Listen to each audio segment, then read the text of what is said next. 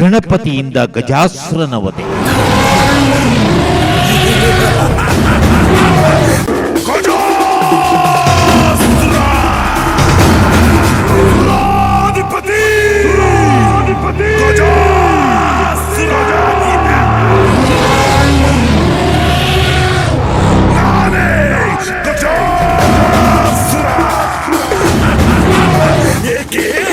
ಸಂಗೀತ ಸ್ತಬ್ಧವಾಯಿತು.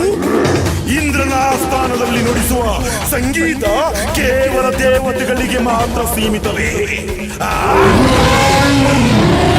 ನನಗೂ ಸಂಗೀತವನ್ನು ಕೇಳಬೇಕು. ನುಡಿಸಿ ವಾದ್ಯವನ್ನು, ಹರಿಸಿ ಸಂಗೀತ ಸುಧೆಯನ್ನು.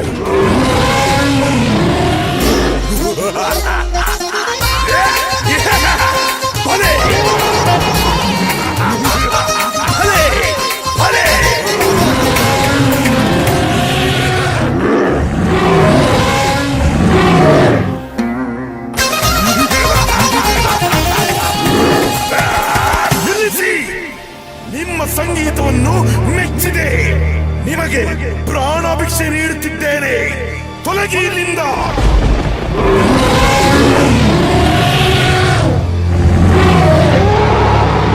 ಸಹೋದರ ಗಜಾಸುರ, ಶರಣು ಗಜಾಸುರ, ಶರಣು.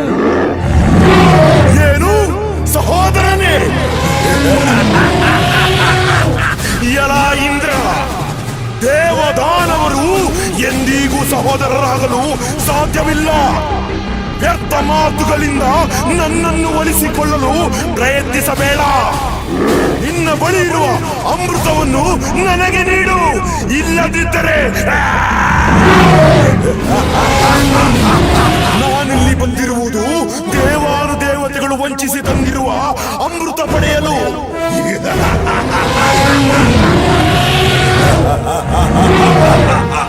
ಇಲ್ಲದಿದ್ದರೆ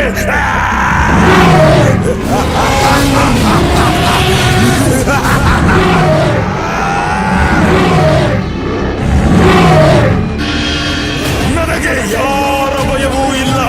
ಈ ತ್ರಿಲೋಕವೇ ನನ್ನ ಮುಷ್ಟಿಯಲ್ಲಿ. ನಾನಿನ್ನು ತ್ರಿಲೋಕಾಧಿಪತಿ ಗಜಾಸುರ. ಹೀಗೆ ಲೋಕಕಂಟಕನಾಗಿ ಮೆರೆದ ಗಜಾಸುರನನ್ನು ತಾಯಿ ಜಗನ್ಮಾತೆಯ ಆದೇಶದಂತೆ ಗಣಪತಿಯು ಬರುತ್ತಾನೆ. ಗಜಾಸುರನನ್ನು ಸಂಹರಿಸಿ ಲೋಕಕ್ಕೆ ಕಲ್ಯಾಣವನ್ನುಂಟು ಮಾಡುತ್ತೇನೆ.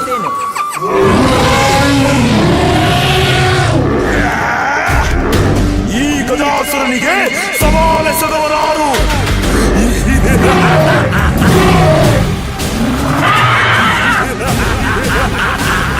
ನಿನ್ನ ತಂದೆ ನನ್ನ ಉದರದಲ್ಲಿ. ನಿನ್ನ ತಾಯಿಯಿಂದಲೂ ನನ್ನನ್ನು ಏನು ಮಾಡಲಾಗಲಿಲ್ಲ. ಕೇವಲ ಒಂದು ಅಣುವಿನಂತಿರುವ ನೀರು ನನ್ನನ್ನು ಸಂಹರಿಸುವೆಯಾ? ಹೌದೇ? ಹೇ ಗಜಾಸುರ, ನನ್ನ ತಂದೆಯಿಂದ ವರ ಪಡೆದ ನೀನು ಇಷ್ಟೊಂದು ಅಹಂಕಾರದಿಂದ ಮೆರೆಯಬೇಡ. ದಾನವನಾದ ನೀನು ಈ ಶಿವ ಪಾರ್ವತಿಯರ ಪುತ್ರನೊಂದಿಗೆ ಕಾದಾಡುವೆಯಾ? ನಿನ್ನೊಂದಿಗೆ ಕಾದಾಡಲು ನಾನು ನಿನ್ನಂತೆ ಶಿಶುವಲ್ಲ. ಇದೋ ನೋಡು ನನ್ನ ಶಕ್ತಿಯನ್ನು. ನನ್ನ ಕೋರೆಯಿಂದ ನಿನ್ನನ್ನು ತಿವಿದು ಬಿಡುತ್ತೇನೆ. ನೀನು ಅಷ್ಟೊಂದು ಬಲಿಷ್ಠನೇ? ಇದೋ ನೋಡು ನೋಡು.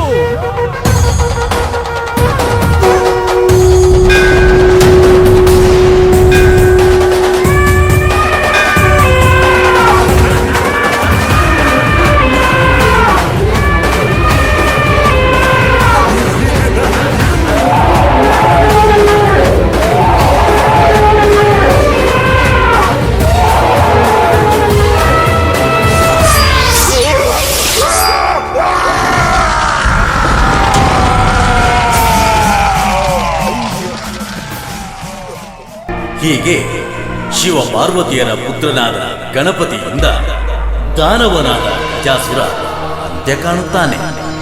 ಬನ್ನಿ, ಇದೀಗ ಶಾಂತಮೂರ್ತಿಯಾದ ಭವ್ಯ ಗಣಪತಿಯ ದರ್ಶನ ಮಾಡುವುದರ ಮೂಲಕ ನಾವು ನೀವೆಲ್ಲ ಕೃತಾರ್ಥರಾಗೋಣ.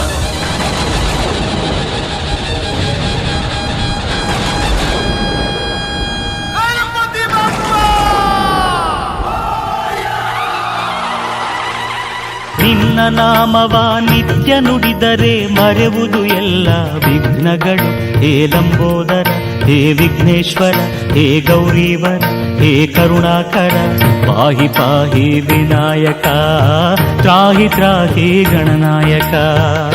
ಈ ಸ್ತಬ್ಧ ಚಿತ್ರದ ನಿರ್ಮಾಣ ನಿರ್ವಹಣೆ ವರ್ಣ ಆರ್ಟ್ಸ್ ಕಲ್ಲಡ್ಕ.